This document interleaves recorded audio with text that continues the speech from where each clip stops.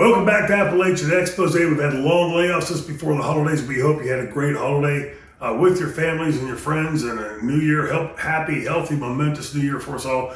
I'm excited for today because this is the first triple threat player we've had on Appalachian Expose. Again, the great Tommy Wildfire. Somebody say something about firing up. Thank you for having me on here, Bo, man. It's always fun with you.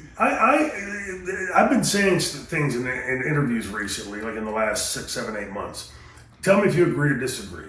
I was a traditionalist. I wrestled like the guys before me. Maybe a few things changed up a little bit, whatever, but pretty much what the guys before me had done. I see you, much like Sabu, as a transitional figure in professional wrestling.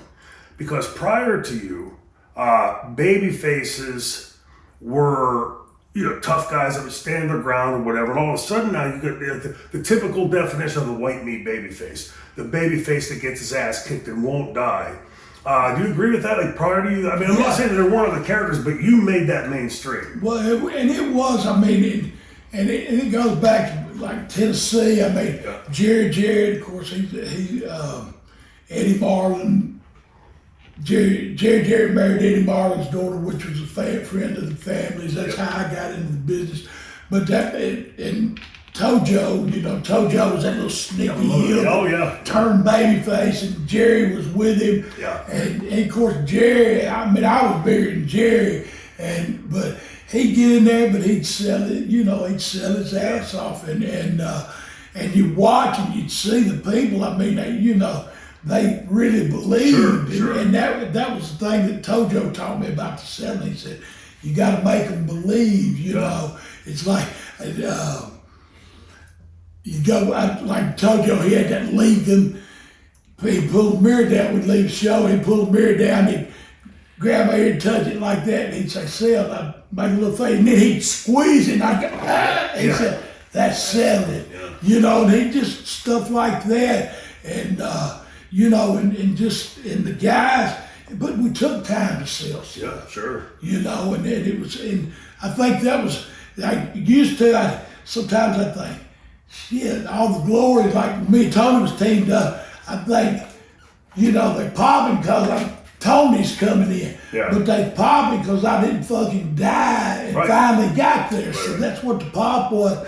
And even Tony, only get on to Tony because Tony would see how it was getting over. And of course, Tony, 250 pounds of all muscle. Right. And he'd get in there and start. He said, I'm going to sell tonight. And only that was supposed to be my deal, was the selling. But Tony would get in there and sell, and Tony could sell. Yeah. And and make it, and people believed it, it just, and hell, how it was. This is the selling, it just. Easy. Yeah, and that made it easy. You'd get a hold and you'd work it and get up and do something from there, and then you'd work it, telling the story, and some guys were different, because, and I was, probably the first, Jerry Jarrett, but like Atlanta TV, it was all big guys, right. And even the baby faces. Yes. So I was kind of, like you said, fresh meat, but just 200-pound cornbread country boy that come to tea, and it got over, Right. Well, you bring up Lawler. Lawler was great, and you're right, sold his ass off and all of that. But also, when that strap would come down, it was almost became Hulk Hogan or whoever. You didn't. You'd fire up, but you'd be full of blood, and you look like you're on your last ounce of strength. Just giving everything. And I remember as a young kid finally able to watch that and thinking like. You'd see you get to the ring with mass superstars and you go, oh, he's gonna get killed, right? And then boom, here comes the fire, the selling, and the false comeback, and then keep going back, but never ever dying. And not that I knew what that meant at that age as a fan, but once I started breaking into the business, Dominic would often refer to certain people. Watch this guy. This is what I'm talking about. And I think prior to that, again, I'm sure there were babyfaces, like you said, Jerry Jarrett and stuff that were in that same vein. But to me, you were the first that brought, first of all, the promo as a babyface that wasn't smug or arrogant. It was confident. Yeah. And that was different. And then at that time, wrestling was so big in the South. You're the poster child. Yeah. Yeah. And and there again, as well, it's being at the right place at the right time. But you got to be able to produce. I mean, the franchise, if you didn't produce, there wouldn't be no franchise. So you know what it's about. And the heels, the heel, if you got, they take care of me. You know as well as I do. They go out there and eat my lunch if I wanted to. I think, oh my God. But then you'd go out and I had so many, like Bill Eady, man. Loved to work with Bill. And he was just such a gentleman and would teach you and just, I never had no problem with nobody, it's, I was very blessed and then shit, like ECW, come to ECW, man. And like, seen a lot of stuff, but when I say ECW, man, it was, ain't a soul out there in the world that could say it was fake. Because I was there firsthand and I seen, I was glad when they said, did you want to manage? I thought, that'll get me out of a lot of abuse. We're not signed, But what was your understanding of ECW before you came into it?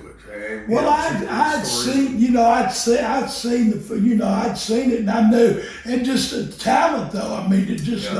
Talent, and like we talked earlier, was talking about just, it wasn't like your last two matches is what dropped. Every match on the card was good, and every match meant something, and everybody left it out there, and like you go to some shows and you see who wants to, like, say you ain't getting to do what you want to do, and they go out there and just kind of half-ass do, and that was my mentality too. Like you said, you either go out there and if you want to go out there and lay down and beat, then But if you're out there fighting your ass off, and they tell me you'll get them next time. Because I didn't die. You didn't die. They seen the fights. So I think that helped me a lot. Of course it did. We were also talking earlier, and I'd like to bring it up for our fans, our viewers. You mentioned about how everybody was not lazy. It was a hard-working crew. We all had bought in. We'd all believed the philosophy. But also, we had that younger group coming up out of the House of Hardcore. The Chris Chettys and Danny Dorings and Roadkills and a whole slew of others that came up. And, it's always been my contention, like with Dominic, phenomenal trainer, right? But he didn't teach me to work. He taught me to do the things I needed to do while I was working, the moves in there. It wasn't until I was on the road working with the Pez Watleys and Black Barts and all those guys. Now you start realizing, we can put this together like a puzzle. It's not just move. It's move, pause, wait, sell, come back. So to me, with Tracy, you, and Guido, little Guido, one of the ubiquitous thoughts in my head, being in those buildings early like we always were, was you guys being down there in the ring with the young kids coming in. And I had seen those kids working prior to that. And they were okay, they were basic, solid, mistake here and there. But suddenly now I'm watching them after being in the ring with you guys all afternoon, starting to get it a little bit more. And pulling it all together and gluing it in place. And I think it's overly simple, I think, when people say, well, Hogan or Flair or whoever, like the singular faces of the star or the main person or whatever. ECW truly was a team. It was about every single person on that. Well, everybody was and that's, I think, everybody was a character. They were who they said they were. Ball Mahoney. Aside, just big crazy guy, but he could work. And there again, like I was talking about that chair. If you didn't bend it over his head, he'd take it and bend it his own self, everybody played. Ain't nobody that couldn't say they didn't believe what they just seen. As bad as they want to, that shit ain't. Get in there there, I can guarantee you 4 of them. I mean, you know, and I wrestled some too, you know, in the 6-mans and stuff. But it was just, I mean, Dudley, I mean, little Spike Dudley, I mean, they do stuff, you know, just, but it was a team effort. It wasn't nobody jealous of nobody. I mean, everybody had a spot, and if you wasn't the main event this time, then it'd be your turn next time. I mean, so it was a cycle that, and I think that kept it going too, because it was maybe the same guy, but it was fresh too. I mean, it was always fresh and just, there again, believable. Paul had, I think one of his greatest strengths as a booker was never micromanaging. He never came to me and said, hey, I need you to do this, this, and this, and this, then right before the finish, do that. He would just give me a thumbs up or a thumbs down. He may occasionally say, make him before you take him, give me a bunch of falsies, something like very simplistic like that, because he trusted us. And that comes down to having a great bunch of guys. Yes. You know, because Booker ain't gonna tell you just go do what you want. You know, they go whether you up or down, they gonna give you some of this. And but it was because and nobody ever bugged. If somebody was told something, I mean, I never seen nobody get mad. Nor did I. Bill Watts used to always say, you know, that's where I got my break in the business, UWF, and he used to always say, at Thanksgiving dinner, nobody wants just a big pile of turkey, you want a little bit of everything. And if you go back and look at ECW, you know, we had, you know, the FBI that was that edgy sort of heel 6-man. We had the BWO that was the comedic relief in the middle of all this chaos and everything else. We had flyers, we had chain wrestlers, we had the ground and pounds. It was a little bit of everything. And there was no mistaking. The example I always use to show the difference of today versus then, if you put every wrestler in history in full head to toe black bodysuits, you couldn't see hair, you couldn't see, you would certainly know who Taz was, who Shane Douglas was, who Tommy Rich was, who Tracy Smothers was, by the way we moved, by the way we were built. Today it's almost like cookie cutter. Everybody's the same size, wears the same kinds of gear. There's nothing differentiating wrestler A from B from C. And like WWE, just for example, they take and make their own characters. We were characters. I mean, you look back to, I mean, Blackjack Lanza, the Andersons, the Minnesota Wrecking Crew, Abdullah the Butcher, Ox Baker. I mean, they were just characters. That's who they were. They wasn't having to try to pretend to be nobody else, because that's what you was. And I think it's, you know, I think we were who we were.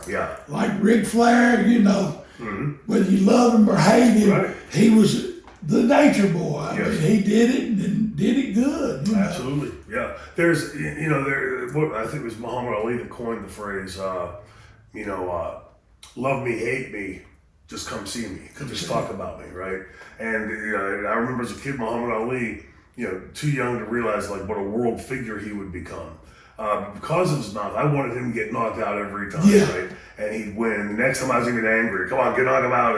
And I didn't want to get over, especially in this business. I was like, man, he was brilliant. Brilliant. He was. Oh yeah, he was. I mean, he did. You know, I mean, Harley to me was a general, because like Rick would have the same match with you or me or that, and Harley, he'd have your match or my match. You know, Harley watched and studied, and he could work just with anybody and work their style too, you know. But Rick, like you're saying there, he'd go all night long, and I mean, and work his ass off, and you know, I mean, like I said, whether you like him or don't, he was one of the best in what he did. Measuring stick, man. But to me, that was the whole thing of the NWA. You know, I'd grown up in the Northeast, of course, in Pittsburgh, so we were most readily available to WWF. And you know, the Saturday show, and then the live studio show in Pittsburgh out of Channel 11. But the whole time as a kid coming up, you know, young teenager, I'm reading in Pro Wrestling Illustrated and other wrestling magazines about Georgia, about the Carolinas, about Florida. and names like Harley and Flair and Steamboat and Kernoodle and God, a million others. Suddenly when you could see it, it was right around 13, 14, 15 in there before we got cable. And I remember the first time watching it, I loved the WWF growing up, and they had great workers at that time. But when I'm now watching the NWA and I'm seeing Harley and Flair and Steen and all these amazing wrestlers, it went WWF, NWA to more this. You know, these are the wrestling guys and these are the entertaining guys.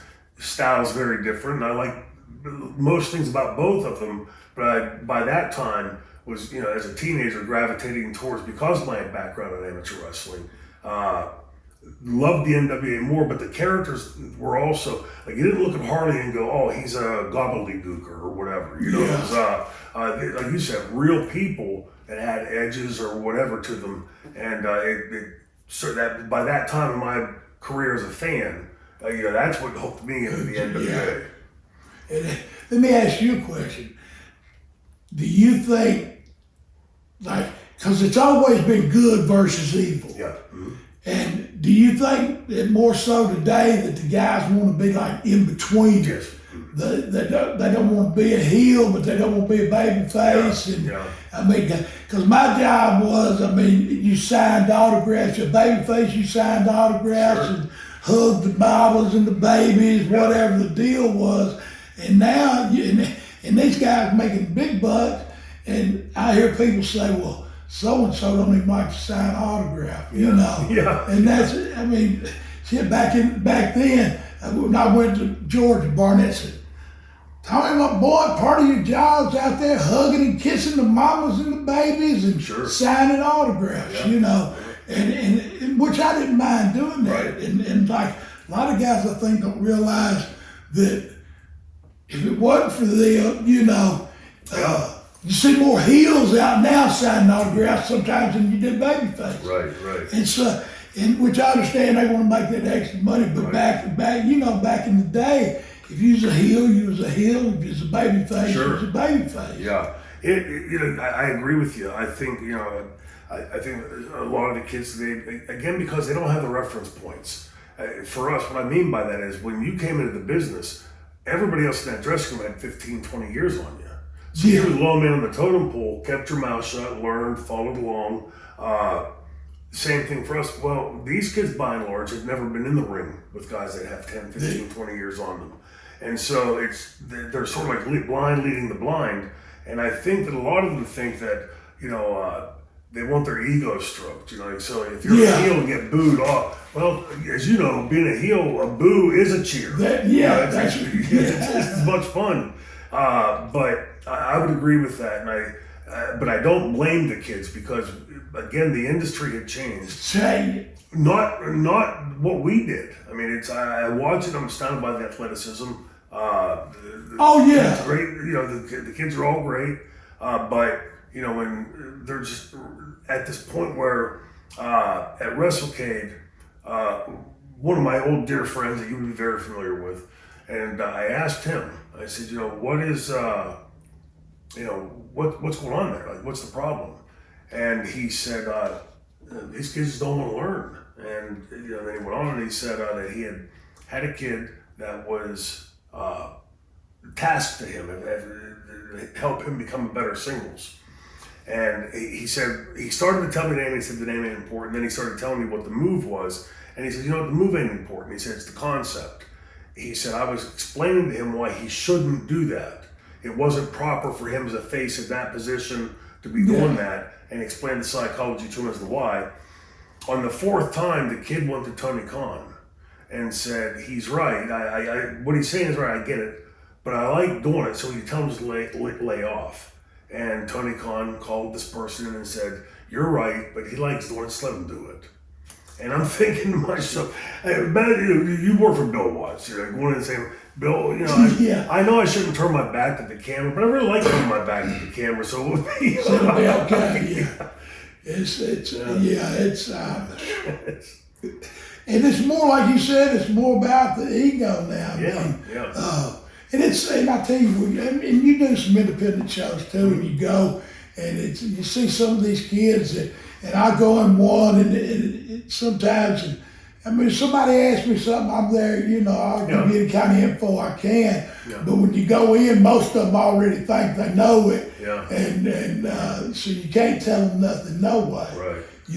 But I've had some of these kids, you go, and they're real good kids and real respectful and do want to do want to learn. Sure. And you see them. You see him and think, well, this kid's got some potential and he might can make it. But it's so hard for them because unless you're WWE or AEW, then you're not going to get the big break. I mean, they got to have a job to support their hobby now. Yeah. And that tells you a lot of these kids, I mean, that, if they're going to do that they, they love the business. Sure. And there's some that should be there and then there's some that shouldn't be. Yeah.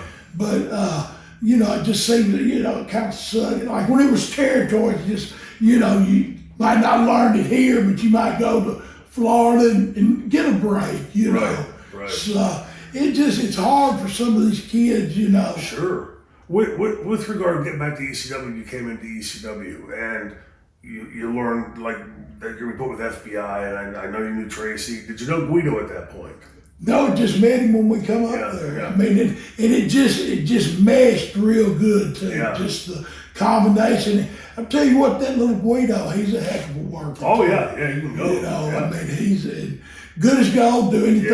Yeah. I mean, Yeah. but that's. I mean, I've never seen nobody. I mean, I'm sure there was a couple that they had problems, but as a whole, I mean, it was just a hell of a territory to be in, making good money. Right. And the fans loved it. I mean, I love DCW. And obviously at that stage, of your career, coming in there and being put in this decent spot, with Tracy and Guido, but knowing that you're not supposed to be, you don't need to be the team to go out there and cut their heads off and drop off the ceiling and get shot with 3 guns and everything else. How much of the psychology stuff were you helping to divvy out? I mean, I knew Tracy knew. I don't know how much Guido knew at that point. Guido was good, and of course, I'm sure you might remember, but we got to where we was doing, everybody going out there killing each other and everything, and we started doing some in Tennessee high spots. Yeah. And a couple of the other boys started doing it. Paul come to us and said, y'all don't do no more in Tennessee stuff. Told everybody they couldn't do that no more. They didn't want, But because that was the gimmick, was the, but I mean, it wasn't nothing stupid. It was just, but it just wasn't the cracking that chair over the head and stuff. But the people was buying it too, I mean, it was something different. I mean, and every match couldn't do it because then it wouldn't be ECW, because that was ECW was that go beating the daylights out of each other, But it's always been my contention that teams like FBI, even on the heel side, but then also BWO is like sort of heel / babyface, somewhere in between, that with all that insanity that was going on, New Jack flying off stuff, Sabu doing his crazy moves, the barbed wire and the swinging scaffold and all those different tape blast fist matches and everything else, that we needed something to bring up. It can't all be blood and guts. Well, going. We need something to boil. But like you said, each match means something different. Sure. Yeah. I mean, like you said, every match couldn't go out and do what we did because it wouldn't be ECW. Yeah. But it got, and that's like Paul come to me that night. They had the tag team championship there in Philly, and of course they had the kayfabe sheet, and Paul done put in that so-and-so was going to be the new champion. Yeah. And he said something to me, and I said, Paul, if it was me, he said, what would you do? I said, if it was me, I'd put them belts on Tracy and Guido. Mm-hmm. I said, because ain't nobody going to expect Right, it. yeah. And they worked their butts off, and the people, and when they did it to people, I mean, they bought it, they popped, and, it was good. Mm-hmm. And then, of course, a week later, he switched. I said, because you can switch belts anytime you want to. Yeah, of course. But of course, Paul, he kind of liked that kayfabe sheet too. He liked it, so.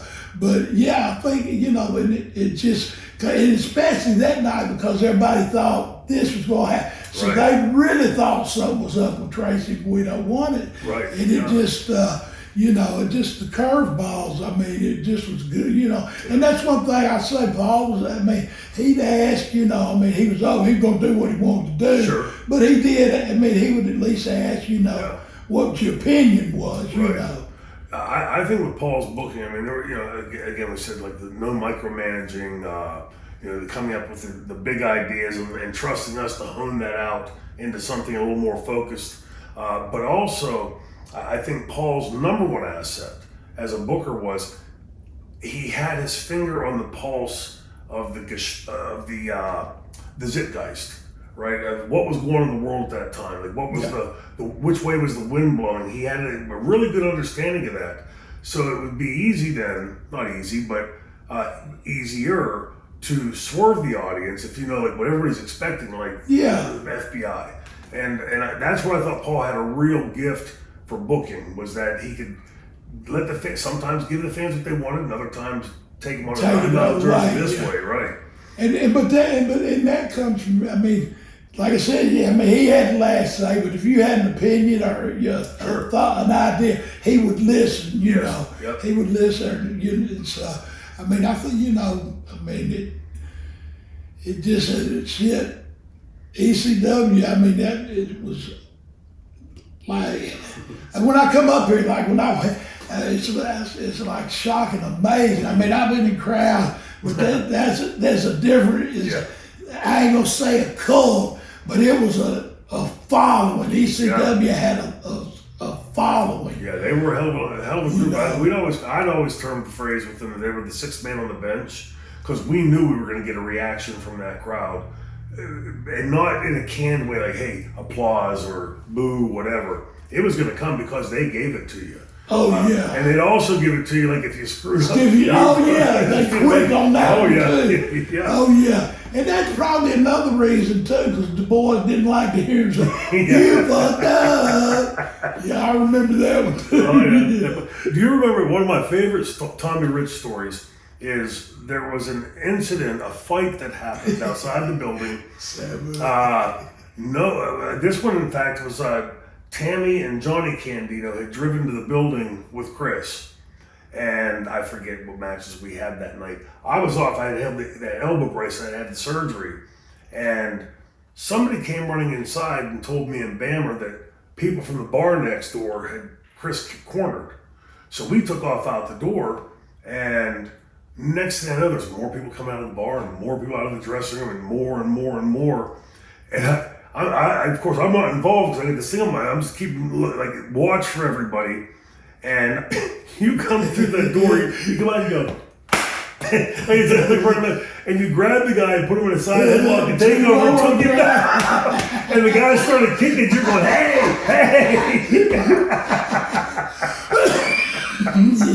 Yeah. Oh, hilarious. But, and that's another thing, it just was mentioned, and every one of the boys was out there to help, it was, headlock takeover. Yeah, hell yeah. It worked every time. Yeah.